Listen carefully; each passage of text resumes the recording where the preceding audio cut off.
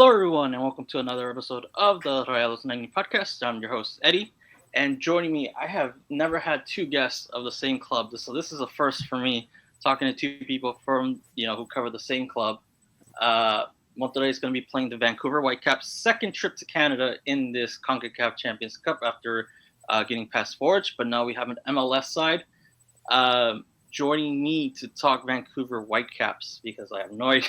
I know they're one of the three Canadian clubs. That's about it. So Nathan and Josh, I know I reached out to Josh, right after finally Vancouver got through Saprissa. So I want to thank you guys. It's Sunday morning. I know you guys have to watch a game against the LA Galaxy, so really appreciate you guys taking the time. I know it's hard to get one person on, let alone two. So really appreciate you guys coming on. Thanks for having us. Absolutely. Thanks for having us. So I'll take it back to the Saprissa match because I watched both legs, and I want you guys to fill in the blanks for me because 180 minutes I can't really form an opinion on a club on new players that are arriving. So you guys are going to help me fill the blanks on all that. So I'll start with you, Nathan, first. Vancouver, I did listen to one of your podcasts right before the MLS season because I thought you guys were going to get through Saprissa. You were talking about just obviously there's the ownership issues, if I'm not mistaken, and then you also have another player who left, who was a DP player, went back to back to England or to the UK. So a lot of changes through 3 matches or 4 matches if you want to count this one coming up against the Galaxy, but through the small sample size and then the off season. What are some of your takeaways from this Vancouver team that either were worrying you or you were yes, this is affirming what I was expecting from X player or expecting from X coach? What are some of your early season impressions and what did you take away from that 180 minutes against Saprissa? It's funny you mention it because as far as off seasons go, this is probably the busiest one the Whitecaps have ever had at least since they've been a part of MLS. We had the ownership thing up in the air. That's going to be kind of like a cloud hanging over the Whitecaps for probably another 6 to 8 months. That's not going to get solved right away. So, yeah, there's going to be a lot of questions of who's taking over the Whitecaps. Are they staying in Vancouver? What's going on? We also have a brand new coach, and he's only been on the job about, 4 or 5 weeks. So he had a good preseason, but he came in a little bit late to the game. He wasn't hired until January. So the Whitecaps already been in the off season for a good almost a month at that point as well. But he has come in with a very defined philosophy, a big understanding of what he wants to do. His name's Jesper Sorensen. He's spent his entire playing and coaching career so far in Denmark. So him coming to Canada is his first time kind of bringing his ethos outside of his home country. But I've liked what I've seen so far. When we talk about the Whitecaps and what they've done so far this year, very early in the season for MLS, we've only got 1 MLS game so far, the 2 Champions Cup matches, so not a big sample size to really evaluate what he's going to do or what new players are brought. But there's a very pragmatic, a very, very high possession control-based game that has been on its head, very exciting to watch. I would say the first Saprissa game, because that was their very first competitive match of the season, first competitive match with a brand new coach, new players are being bled in. It looked rough. There were moments in there where it looked like, passes just aren't making it to who they're supposed to go. Players aren't fully understanding their positional role just yet because it's very, very different than it was under the previous regime and previous manager. 2 games since then, we had our first MLS game against Portland, in Portland, and then we also had the Saprissa home leg back on Thursday. And we're starting to see that understanding of what the new head coach wants and how players are fitting within that. It's very different for us, and Josh can attest to this as well. Based on the previous 3 years underneath the other head coach, which was very counter attack, very intuitive, very quick pace when you have the ball, long stretches when you don't have the ball. This is going to be a very different Whitecaps, and I think for us to fully assess them, us as Whitecaps fans, we almost need to see them a little bit more as well. And Josh, going to that Saprissa game, I saw the first leg. They opened up the scoring in Costa Rica, and then they kind of I don't know if they fell asleep or is it. I don't know what happened there, and then they gave up the 2 goals towards the end of the match against Saprissa. I watched the second leg again. Vancouver scores. Kind of I don't know if they took the pedal off the gas. Saprissa had their scoring chances until the Whitecaps kind of put it away with the second goal to ice it. But there was the towards later the game there was like the Saprissa scoring chance where it hits the post, crossbar at the top. Could have I think that was the closest Saprissa got in terms of like taking over that game, but. And also the missed scoring chances. Those were like the ones that especially in that first half in the second leg, where I felt like Vancouver should have been up 3-0. They had a lot of scoring chances. Do you attribute this to like, it's only 3 games into the season. They need to find their rhythm. Although they did find their rhythm against Portland, they scored them off the pitch. So I don't know how much you can say. Well, they need to catch their, they need to find their rhythm. But then you see that game against Portland, and they were scoring goals left and right. But what is that something that's worrying you in terms of like just that taking that pedal off the gas and then missing those scoring chances? What are some of like your early concerns that maybe whether they just need more time to figure things out, or do you think that this is just something that might linger on a little bit longer as the season goes along? Because to me that's something I think Monterrey can exploit, because in that first leg against Forge really could have been up. They could have at least scored 1 or 2 goals. They missed their scoring chances, and then Monterrey. Right, we'll get into them right now, but they're kind of lulling through the season, dropping points against teams that they shouldn't. But if you forgive them and not capitalize on your scoring chances, they're going to hurt you like they did against Forge in that first leg. So are those missed scoring chances, falling asleep after taking a lead that they did twice against the Priest? Is that something that kind of worries you, or is it just something that, hey, it's still too early to actually see that as something that's going to worry you throughout this season, or at least throughout these 180 minutes against Monterrey? It's a bit of both. I mean, it's still early days, only 3 games into the season, but after the Saprissa second leg, Jesper Sorensen talked about this in his press conference. He said they should have put Saprissa to bed much earlier, and they didn't take advantage of the possession they had, and they should have blown the tie wide open and made it harder than it should have been. Nothing against Saprissa, but it was not easy, that 2 legs. And Ali Ahmed in that game took a lot of slack for a hat trick of misses, including a wide open net, which I still don't know how he didn't score. Brian White could have had a hat trick. He had the 2, but he hit the post sometime in the second half. And there was a lot of worry, like, oh my God, Saprissa will get that away goal, and then they'll lose in like the worst Whitecaps way possible. And the guy who hit the crossbar was the Whitecaps' former captain, Kendall Waston.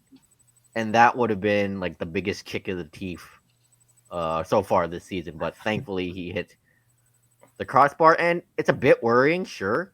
But again, there's a new coach, new system. And the players are doing a good job, I think, of adapting to it. And they're really buying into Sorensen's possession-based, controlled system. But what the problem is with possession-based football is you get too complacent, you lose the ball for 1 second, other team goes on the counter and they could score. Nearly saw that against Saprissa, and Sorensen is going to try to put that message to his players. Keep controlling the game with the ball. Don't get too complacent. And hopefully they can muster out a result later today against LA Galaxy. There's one player, especially in that game against Portland, that has really kind of I don't know if he's burst onto the scene, or you guys can fill me in. I feel like he's the most dangerous in terms of a player to watch, and it's Jaden Nelson. Yeah. Really, like, I don't follow too many MLS accounts, but like on last Sunday, he was the one, like, every MLS account that I follow was talking about him just because of the show he was putting on against Portland. And I think he did get an assist against Saprissa in that second leg. He did. Can you tell me, I'll start with you, Josh, and then I'll go over you to Nathan. We'll go back, or we'll go the other way. What can you tell me about Jayden Nelson? Is this like someone finally figuring it out, or is this like you kind of saw shades of this happening, last season? And then what kind of qualities that you want to highlight that, someone like a Monterrey supporter who doesn't follow Vancouver too closely should know about him, in terms of like whether it's speed, agility, passing, anything you want to highlight that any Monterrey supporter should know about him. So Jayden Nelson is a 22-year-old Canadian international. He came through the Toronto FC Academy, and he broke onto their scene a couple of years ago, but never really, stood out. And he decided to take his game to Europe with Rosenborg in Norway. Had his moments, was also loaned out last season to a second-tier Bundesliga club. I can't remember which club, but something like that. He has the speed. He has the agility. He's very good on the ball. He can create chances, but his biggest problem was the chances don't go in the net. Either that's his own chances or the chances he creates for his teammates. But he comes to Vancouver with something to prove. He has said that he wants to unlock that potential inside him. The club also believes in his potential. And then that game against Portland, his first MLS game with the Whitecaps, he has one of the best debuts you'll ever see from a Whitecap in the MLS era. But even after that, he said, yeah, that was cool, but I'm not done yet. I'm here to make a name for myself, to prove everybody wrong, and this is just the beginning.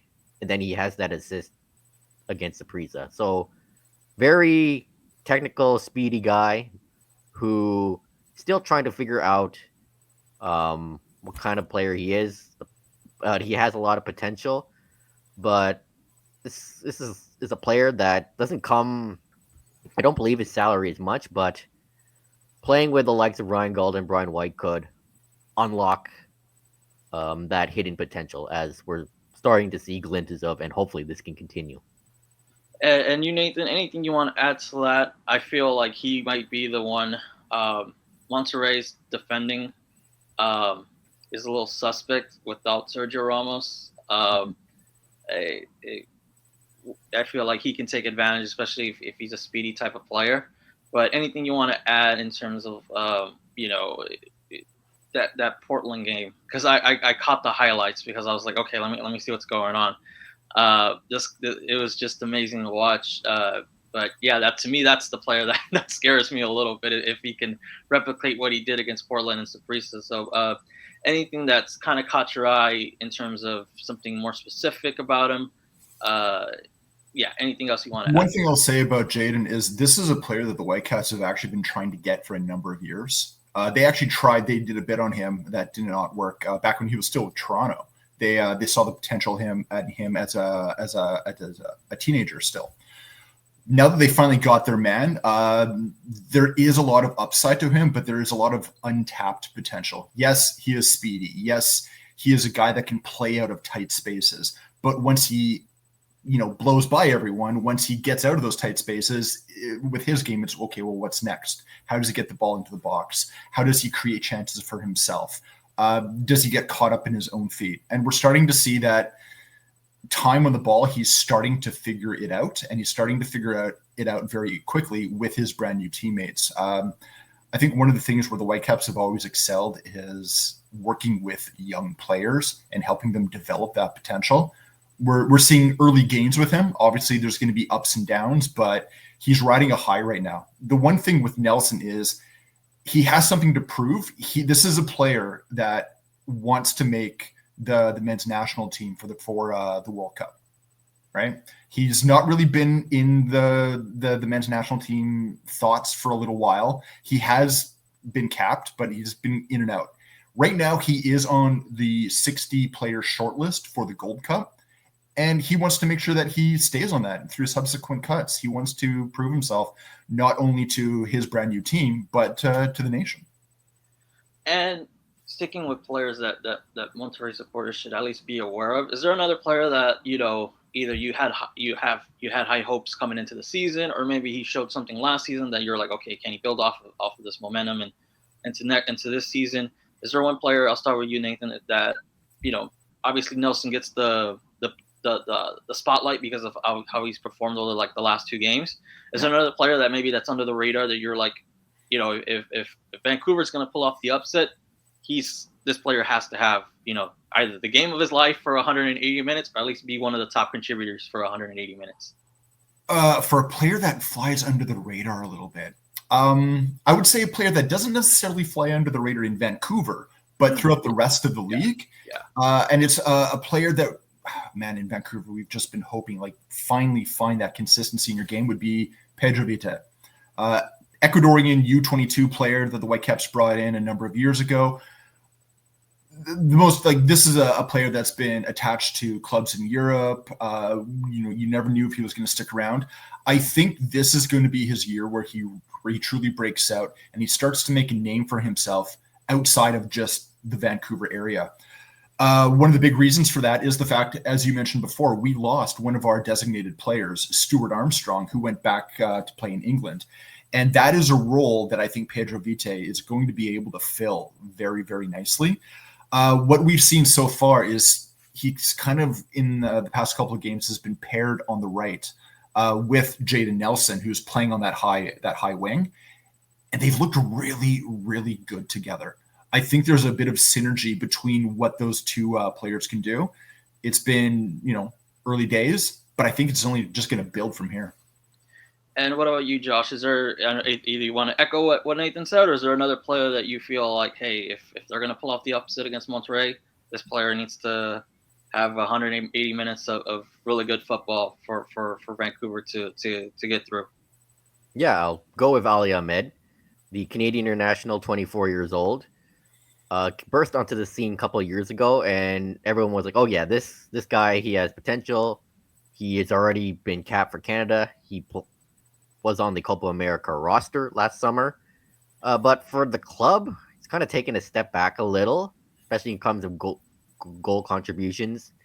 And as we probably saw against Saprissa, he has the great ideas. He has the tenacity, great at 1v1s, but it's just the end product is lacking. And we've seen glimpses of what he can do offensively.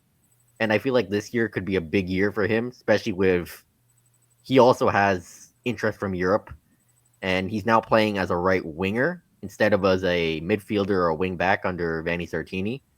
So he has more freedom and more space to be more creative and show off his tenacity.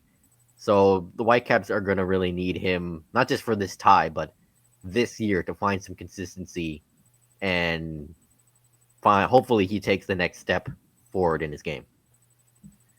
This isn't Vancouver's, first go around with Mexican clubs. I feel like every year you guys play Tigres in round one. Play Tigres so many times. I feel like it's like every year you guys play them. It's like a tradition, or non-official tradition. But in terms of like Mexican clubs over the last, I'd say over the last 5 years, just to give us a good sample size. Obviously, teams change. But what have you seen in terms of like Vancouver as a club willing to rise to the occasion and play some of these Mexican clubs, whether it be Concacaf or Leagues Cup? I'll start with you, Josh. What have you seen from Vancouver? Like I said, obviously squads are different, but just in terms of like rising up to the occasion and facing teams, from Mexico. What have you seen? In terms of like the crowds, just the ability to like get up for like these types of matches, because we're in CONCACAF, like we really don't have like that South America or European, like this is as big as we can get. Like this is for our region. This is as big as we can get. What have you seen in terms of like, and Vancouver's it's not an old in terms of MLS. They've just they're starting to find their stride, and I'm starting to see them come like almost every year they're in the Concacaf Champions Cup.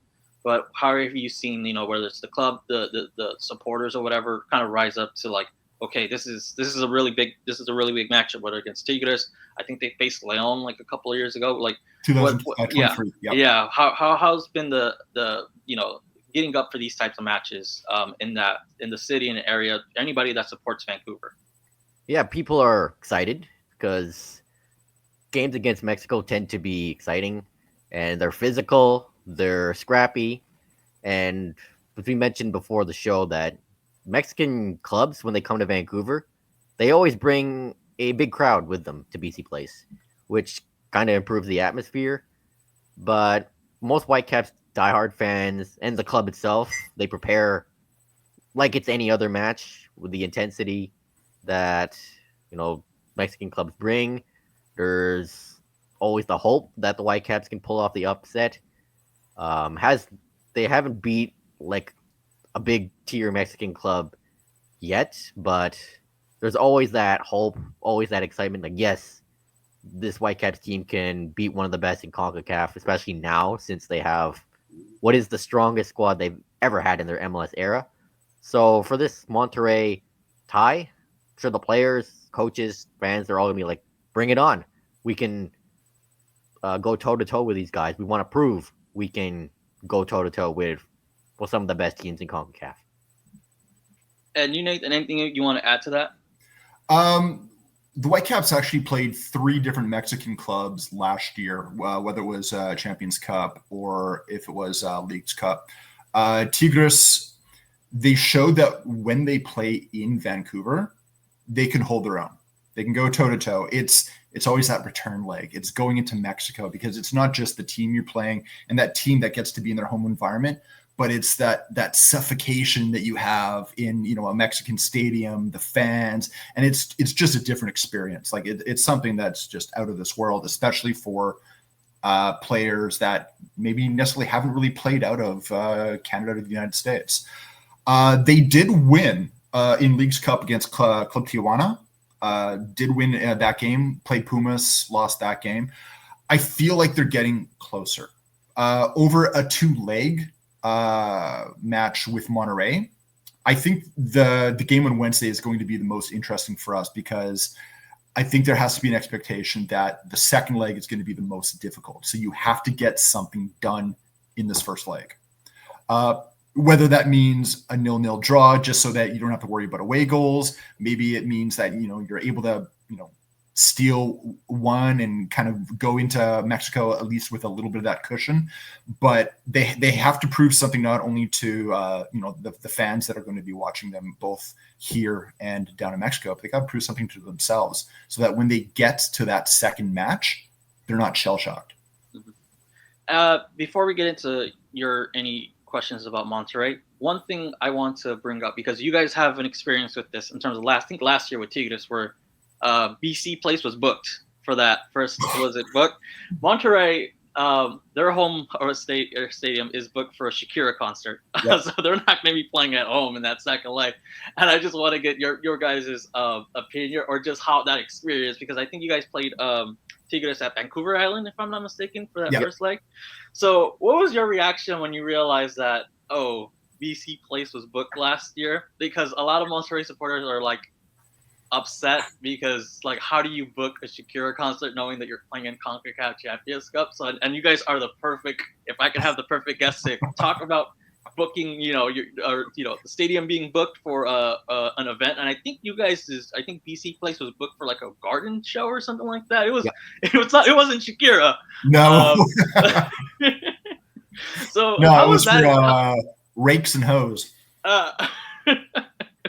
How was that? Like, I'll start with you, Nathan. Like, when did you realize, like, how was that experience? Like, hey, BC Place is booked. Where's this game against Tigres? This first leg, was it automatic? Like, hey, they're gonna have to play on the island, or were they looking for other places to play this game last year? Give us your guys' experience on all that, because Monterrey supporters are just this is new to them. They're like, we own the stadium. How are you booking a concert when you're playing in CONCACAF Champions Cup? So give me your guys' experience when that all happened last year. It actually happened to the Whitecaps twice last year. our very first playoff match for MLS Cup was against Portland, and there was a motocross thing booked at BC Place. Had been booked for like 18 months in advance, so they actually had to play their home leg in Portland. So yeah, it happens. No, I mean, the one thing that I think hearing that this game with Monterrey was going to change, it was kind of like, oh great, here we go again, right? At least it's not us this time. When it happened here for that first game, it was embarrassing. I mean, there's no really way to put it. You're inviting a team from not only a different country but a different league, a team that's, let's say big within your federation, and you want to put on a show, right? You want to win, but you also want that team, those fans coming to Vancouver saying, you know what, this is a good place to be. We didn't even get to do that, right? I mean, not only are they not in Vancouver, they're not even on the mainland. They're on this, island that we've got off to the side of us, which is beautiful. Don't get me wrong. It's stunning, but it's not Vancouver. It's not our home. They did look at other venues. There is a place where a team called Vancouver FC, they play in the same league as Forge and as Pacific FC on the island. They play about a few towns east of Vancouver. So we did look there, but there was an issue. We couldn't play there. I don't know if they really looked anywhere else. I think they did, but just nothing was going to work other than the stadium that was on Vancouver Island, which is a beautiful stadium. So it's just the size of it. I mean, Vancouver seats usually in the lower bowl about 25,000. If you open up the whole thing, it's about 56, I think. The stadium on the island, I think, is between 6 and 7. So yeah, you have a lot of people that don't get tickets. And then it happened again to us, like I said, for the playoffs, and it's no longer embarrassing. It's now just insulting. Yeah. The one difference between our situation and your situation, and I hate to say it, I think this makes your situation a little bit worse, is that the Vancouver Whitecaps don't own their stadium.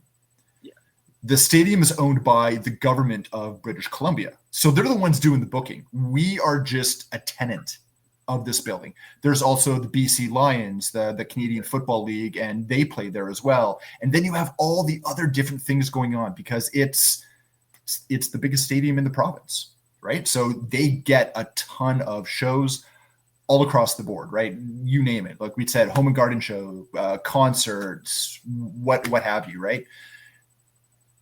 You guys own your stadium. Yeah. So the fact that you couldn't foresee this, you didn't know that this was going to be a very real possibility, I think that stings a little bit more. Yeah, no, yeah, I think embarrassing. Like, I think if you go into if you speak Spanish and you can go into when they announce that they're going to play in Santos Laguna Stadium, which is on another, it's in the northern part of Mexico, but you still got to go. It's still a good distance. Right. If you can read Spanish, you'll know it's embarrassing. People are saying fire whoever does the events and planning and all this and that, myself included, because like, how do you and it takes away. I'm pretty sure Vancouver fans always see the Monterrey Stadium with the mountains. Like every now and then it goes viral. The Monterrey Stadium is beautiful. Oh yeah, it's beautiful. Yeah, so it takes I feel sorry for any Vancouver fans who really actually were like, hey, let's go down to Mexico. But Josh. Yeah. How did you react to this last year and just getting bumped out of a BC place? How was that reaction? Whether from you and then just any people that you kind of spoke to. Yeah, when that Tigres leg was announced to be played in Langford, again, beautiful stadium, beautiful area. They're like, oh, of course, there's a home garden show that takes priority. Whitecaps don't own their stadium.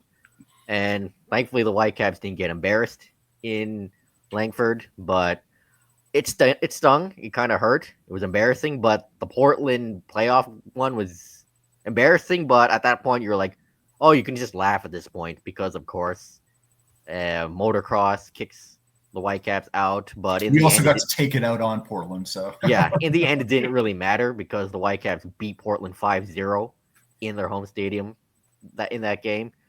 But for you, like they said, you guys own your own stadium. That's like a kick in the nuts times 100. And yeah, I was kind of hoping to see the Whitecaps play in that beautiful Monterrey Stadium. and feel bad for your fans who have to trek, like you said, north to wherever that is to watch Champions Cup. So I don't blame any of you guys for feeling insulted and embarrassed by the whole situation. Yeah, I mean, I get that, obviously if you know the sports business side, arenas, this is another part of, making their money and all this and that. So it's like a part of me knows like this is just comes with the territory. You can't be like oblivious to like the other side of the business side where they got to make other, team only plays only a certain amount of games. They got to make their money elsewhere too. But really thankful for you guys' insight on getting kicked out of here. Like you said, this is worse because they own the stadium, but like sharing your guys' experience in terms of getting kicked out for granted not Shakira concerts, but just that experience. But I will say that if you end up winning that home leg, that makes you forget that you had to miss stadiums very quickly. Or you're gonna see a lot of people get angry. One or the other. You guys control that too.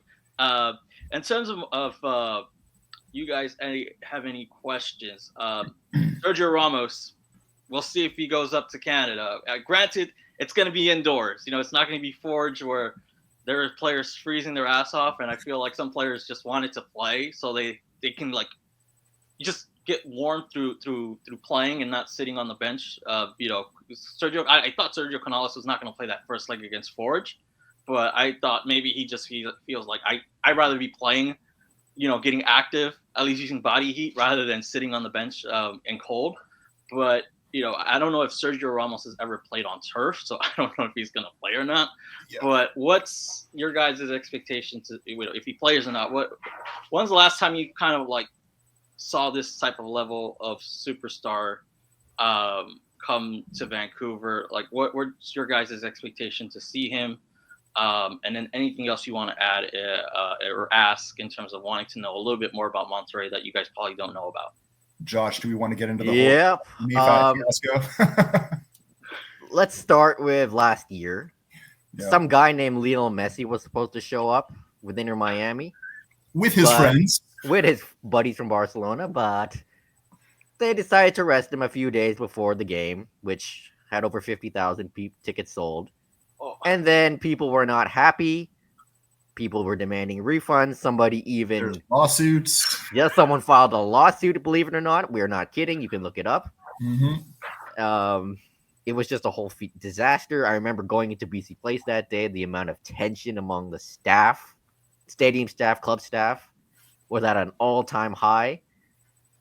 But over the years, the Whitecaps did have big names play at BC Place. Zlatan came and played on turf. Wayne Rooney came. Frank Lampard came. And I remember even Frank Lampard said he didn't mind the turf. Yeah. So it's just not like stars just avoid BC Place. Some have, like Thierry Henry. So we're not really expecting if Ramos plays or not. But of course, most fans are focused on how can we beat Monterrey? How can we finally beat a top-tier Mexican side? So it'll be interesting to see if he plays on that turf, which, by the way, Nathan and I have walked on. It's like a carpet. And but the main focus is trying to get a early advantage in the first leg this Wednesday. I'd say for myself is looking at Monterrey, it's a lot. Yeah, like Josh said, it's not a focus on Ramos. It's a focus on the club itself. And in Monterrey, they seem to have started to find their footing a little bit, but they kind of had a very difficult start, it looks like, to their season so far. There's going to be a hope that you can take advantage of that.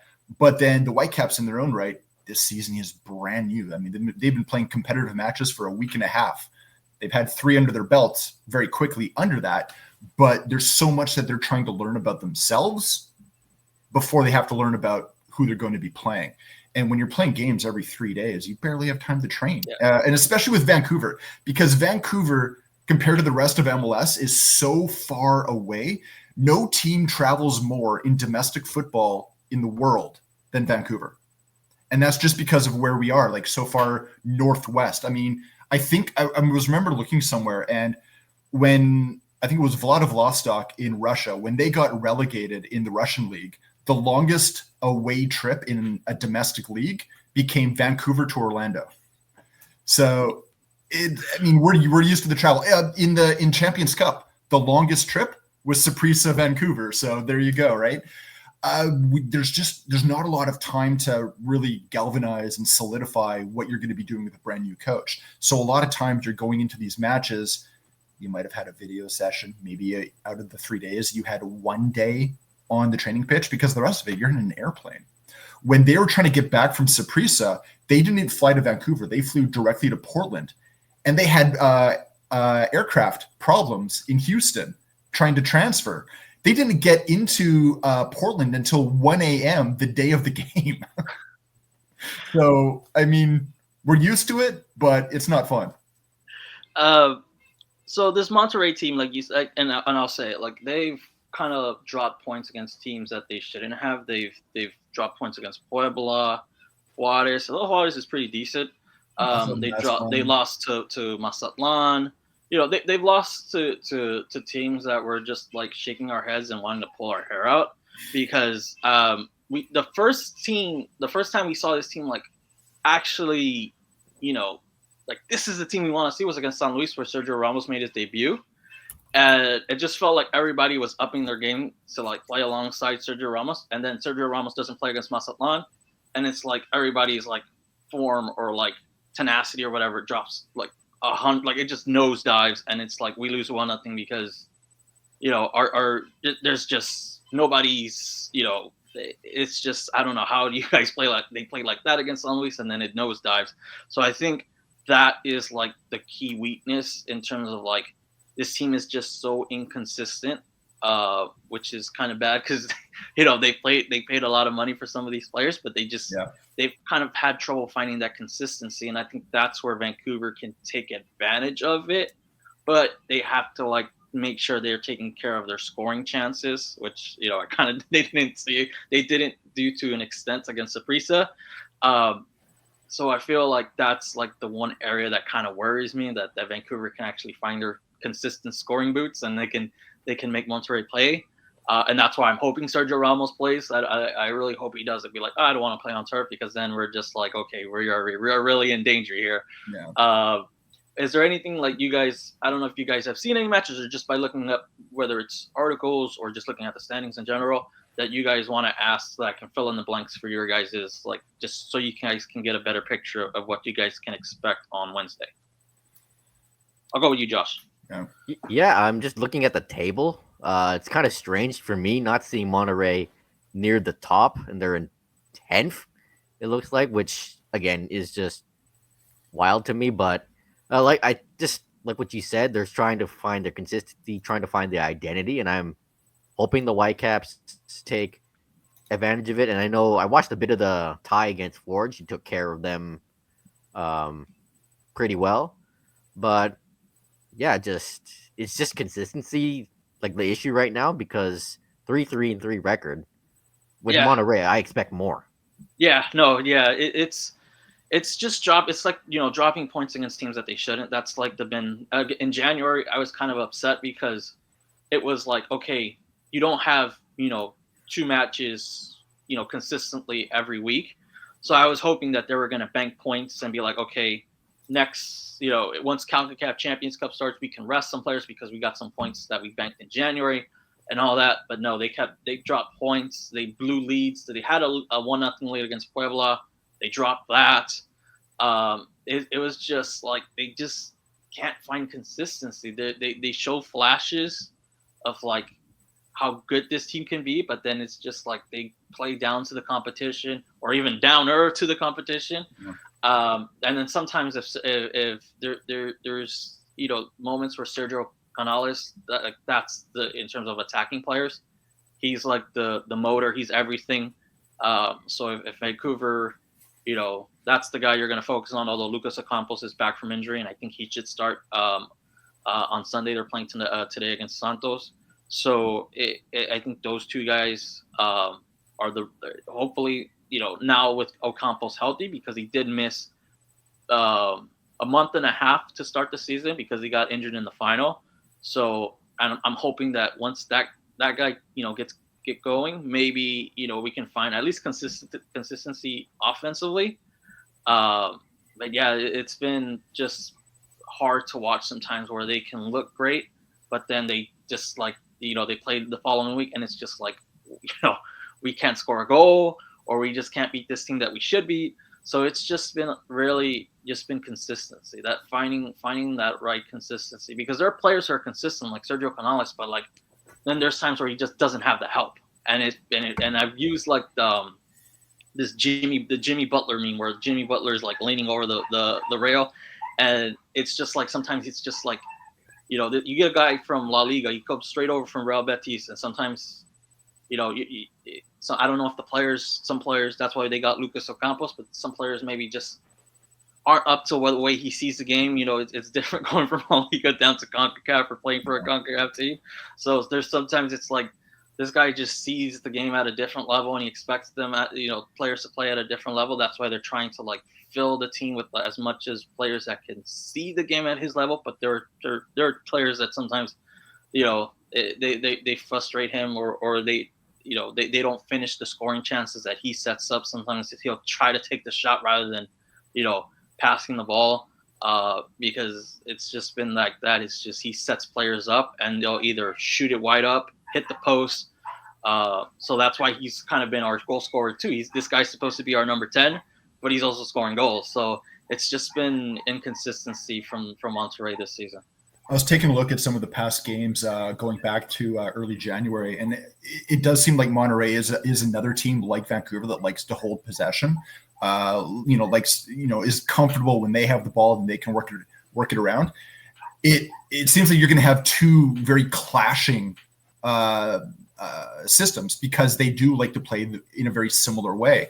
It's going to be interesting to see who wins that battle, because I think whoever wins that battle and gets to play their game is going to throw the other team off. You talked also about Ramos. I think Ramos is going to be a very important player if he does play, because the Whitecaps play at the top is a guy named Brian White. He's an American striker that we've had on our team for a number of years, and he's always up there towards the top end of MLS goal scorers throughout the season. I think in the last few years, he's consistently gotten around 15 goals per year, which has put him in third, fourth in the league. If you can take him out of the game, you remove a very big attacking force out of the Whitecaps, because he's the guy that's going to be getting on the end of everything. They're really, really good at putting balls inside the box, but if you don't have White there getting on the end of them, you negate that. Anything you guys want to bring up? Maybe that's something that's piqued your curiosity in terms of Monterrey that you guys maybe just want to elaborate a little bit more before I ask you guys the most important question, and that is where to eat in Vancouver. I always ask this when I get guests from different cities, because I've actually had somebody reach out to me and be like, I think it was last year when they played Cincinnati, I asked somebody who does a Cincinnati podcast where to eat. Actually, one person said oh, okay, I'm jotting this down. So, you never know who's actually like, what, I'm in Vancouver, I might actually go to this place. So, but before that, anything else you guys want to add or just bring up in terms of Monterrey, where you guys are just, like I said, wanting to fill the blanks and just trying to get a feel for this team that you guys are going to be facing on Wednesday?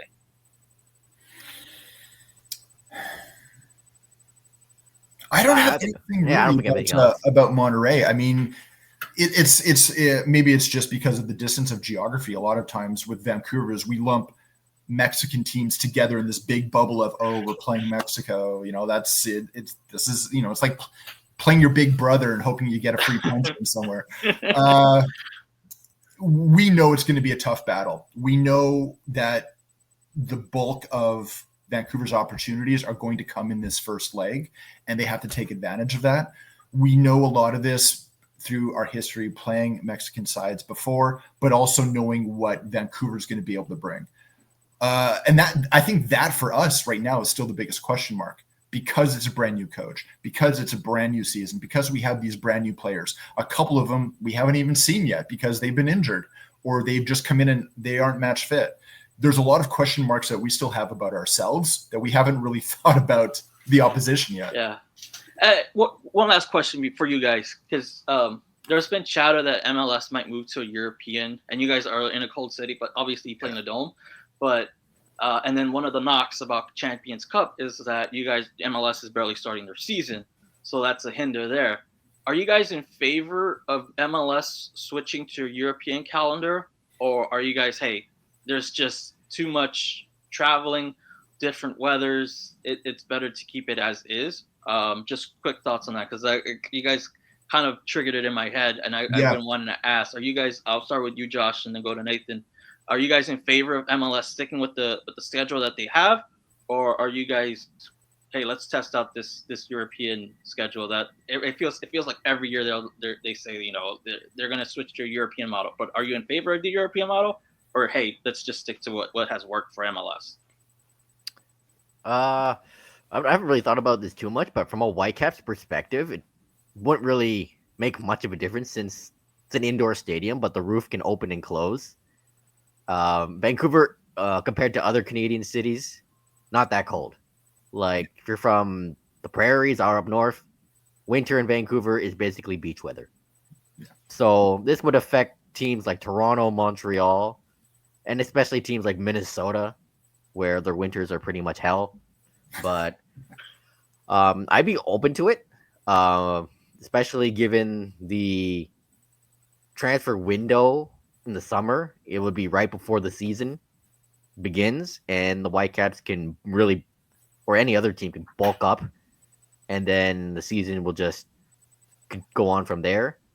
But I do enjoy having a lot of summer Whitecaps games at BC Place. Like, it's a good summertime activity. There's lots to do in Vancouver during the summer because that's when Vancouver really shines. But I don't mind the current calendar year schedule, but I don't really have a preference. But if they go for a August to May calendar, I wouldn't be opposed. What about you, Nathan? Yeah, I'm kind of 6 of one, half a dozen of the other. I think from a business standpoint, it makes sense because you start to align transfer windows, business. It makes it easier when you're trying to bring in players from other leagues. From a North American standpoint, it doesn't, like Josh said, it doesn't really affect Vancouver all that much. He talked about I'm a Prairies boy. I grew up in Edmonton. Vancouver doesn't understand what winter truly is. So let me put it that way. I think you're going to find a lot of matches that end up getting postponed because of weather. You take a look at New England, teams out in New York, Toronto, Montreal, Chicago. You take a look at the Champions Cup game that happened in Kansas City, right? That's pretty much the heartland, right smack in the middle of the United States. You're going to find a lot more matches that get canceled just because there's, however many inches of snow on the pitch and they haven't been able to clear it on time. There's going to be worries about frozen pitches and, what's that going to do to injuries? And you already have a schedule now that you've got, US Open Cup, or you've got the Canadian Championship Cup. We've now added in, we've got, Champions Cup for those teams. The fact that they stop the leagues and add in this Leagues Cup stuff, the season is already so tight and you have so many midweek games already. If you're canceling games, you start to wonder, where do you fit these in? Logistically, it doesn't make a lot of sense to me because I think at a league level, you're creating a scheduling nightmare. And on top of that, you now have to figure out where can I put in these other games, but where can I put in these other games if those stadiums already have something going on? You guys are dealing with that right now. We've dealt with it. Other stadiums, it's going to happen there as well.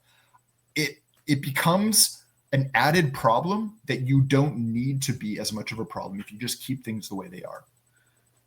So let's end it here. And you can add into something I forgot to mention. How did you guys end up? I didn't know Nathan, you weren't from Vancouver, so I would like to get your thoughts on how did you become a Whitecaps fan? But can you tie it in with if somebody from Monterrey or just somebody from the United States going over to Vancouver, what's one place to eat? What's one place that you say, okay, this is the spot for you guys if you guys want to either try, whatever? Because I know Vancouver's multicultural, so that's one of the good things. So if you can tie that in with, how did you guys, end up becoming Vancouver Whitecaps supporters, that would be great. So Nathan, if you want to start us off to cap this off, what's one place, somebody from either from Mexico or the United States to go see this game? What's one place that they should definitely this either this restaurant or this dive bar or whatever you want to say should be on their spots to hit? All right, place to eat. I used to live downtown in Vancouver when I first moved there, and there's a spot on Davie Street called La Belle Poutine, La Belle Patate. Poutine in Canada, I mean, it just kind of goes together, and that's what this place does. It's actually run by a guy that's from Montreal, so it's from like the heartland of where poutine comes from, and they've got 30 different kinds, and that's it. It's only poutine that they serve. And if you want like the truly, truly authentic stuff, this is where you go. It's a little hole in the wall. It's on the corner of Davie and Butte. So if you find those cross streets downtown, check it out. Absolutely fantastic place. And you can get, try some authentic Canadian cuisine. And how did you become a Vancouver Whitecaps fan, since I didn't know you were from Edmonton? Well, yeah, so I moved to Vancouver in 2008. So I've been in Vancouver for quite a while. I've been in Vancouver since before the Whitecaps joined MLS. It's tough to be a soccer fan in Edmonton because that's where teams go to die. I hate to say it. The number of teams that started and then folded in Edmonton, I need two hands to count in my lifetime. I hate to say it. It's just, weather is one thing. You got snow 6 months out of the year. It's tough to find. And then Edmonton is it's a hockey town. I grew up in the 80s with the Edmonton Oilers when they're winning cups left, right, and center. Every player on the team is a 50-goal scorer. It's a hockey town. Coming to Vancouver, it's much more diverse. You've got pockets of cultures that kind of bleed into one another, that everyone kind of, moves within multiple circles, and it fuels the entertainment that people love. So yes, this is a hockey town, but it's also a soccer town. It's a baseball town. It's a rugby town. It's a little bit of everything. And a team like the Vancouver Whitecaps is able to thrive within that because you get a lot of people that come from not only all over Canada, but all over the world. And they bring that passion for soccer with them. And they want something to attach to. And having a team like the Whitecaps gives them that. It gives this a new place where you get to say, this is our team, right? Because I'm here. And I'm one of those guys. So, yeah, I was always a fan, but I never really had a team because my city never had a team. This is my team now, and it's always been my team. What about you, Josh? How did you become a Whitecap supporter? And also, where are you head? Where should people? What's one restaurant? What's one hole in the wall? What's one place that anybody that's coming, like I said, from Mexico or the United States, that they should eat at when visiting Vancouver? So hard to pick one, but Vancouver has a lot of great sushi ramen restaurants. I'll recommend this is one location out of like 4 or 5. Place called Jinya Ramen Bar. Robson and Richards, I believe, just steps away from BC Place. So have some ramen and then go to a game. Perfect combination. Got really enjoyed the chicken ramen and all the temperas they have. Pretty good. But in terms of how I became a Whitecaps fan, Vancouver born and raised. I love football a lot now, but growing up I was all hockey. I became a fan of the Vancouver Canucks when they were at the peak of how good they were. Unfortunately, it came up short. The Stanley Cup final. But around that time, the Vancouver Whitecaps came into MLS.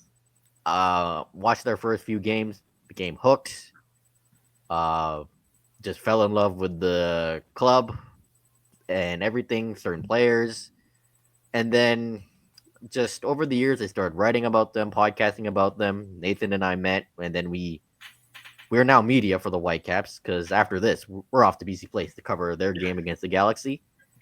But it's been tough, but it's always nice to have a local club to support. I know people here have their Premier League clubs and whatnot, but Vancouver being a multicultural city, football being a global game, the Whitecaps bring people together, good or bad, hard times, good times. And we talked about it earlier about the Whitecaps and their ownership sale. There's dangers of them moving. It would really break my heart and many other people's hearts if they leave, because the Whitecaps go all the way back to 1974. They've been part of this city, this community for so long. It's a big part of Vancouver's identity, so much history. And I just, over the years, especially since becoming media, I grew to love the Whitecaps more. I grew to love MLS more. It's such a chaotic, sicko league at times. But Vancouver, when I'm sure, hopefully, the Whitecaps this year can really take it to the next level and convert more people into fans. Maybe not just casuals, but into diehards. Well, Vancouver is a hockey town, first and foremost, but soccer is a huge part of the identity here, and so are the Whitecaps. Guys, I really appreciate it. It should be an interesting first and second legs. I'll definitely be listening to your guys' show this week and the following week just to see what you guys are saying and just to be nosy. And it would be not. I think it would be rude of me not to say that I root for the Toronto Maple Leafs, and so I will leave it there. I will leave it there before we go off. Before I keep you guys for more, because I know you guys have media things to say. So if anybody's watching this watching this or not listening to this, you saw Nathan's reaction and be like, oh, like disgust for me. Guys, my best friend lives in Toronto. I try to go as much as I can to Canada. Even though the what is it? I don't know. Your guys' TSA tells me what am I doing here? Gives me that stare like, why are you visiting Canada? Especially in the winter.